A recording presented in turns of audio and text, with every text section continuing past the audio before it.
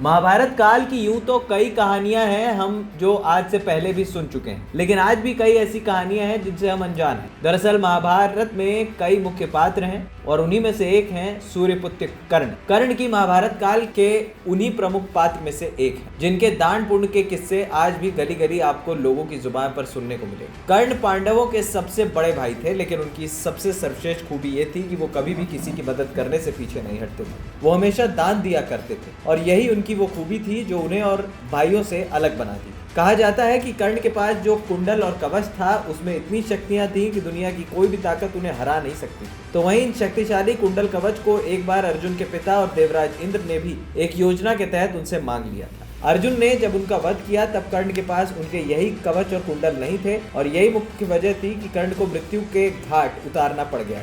लेकिन फिर भी इंद्रराज स्वर्ग में प्रवेश नहीं कर सके थे क्योंकि उन्होंने कर्ण से वो कवच और कुंडल धोखे और नीतियों द्वारा हासिल किए थे। ऐसे में हारकर इंद्रराज ने उन्हें एक समुद्र किनारे छिपा दिया था, जिसके बाद से सूर्यदेव और समुद्रदेव खुद इनकी रक्षा करते हैं। ऐसा कहा जाता है कि कवच और कुंडल को पुरी के निकट कोणार्क में छिपाया गया है और कोई भी इस तक ना तो आज तक पहुंच पाया है और ना ही कभी पहुंच पाएगा, क्योंकि इसका सीधा सीधा परिणाम यही निकलेगा कि अगर ये किसी भी हाथ लग जाते हैं तो इसका निश्चित दुरुपयोग करेगा। बड़ी बात यह भी है कि सूर्यपुत्र कर्ण के कवच और कुंडल ये बताया जाता है कि छत्तीसगढ़ के पास एक गुफा में रखे हुए हैं जहां तक कभी भी सूर्य की रोशनी नहीं जाती। ये भी कहा जाता है कि उस गुफा के ना कोई अंदर जा सकता है और ना ही कोई उस गुफा के बाहर निकल सकता है। बड़ी बात यह है कि इस गुफा से एक अलग सी रोशनी निकलती है। वहाँ के लोकल लोगों का कहना है कि इस रोशनी का अर्थ ही यही है कि यहाँ पर कर्ण के कवच और कुंडल रखे हुए हैं। हालांकि महाभारत काल यानी कि द्वापर युग के कई ऐसे सबूत हैं जो आज भी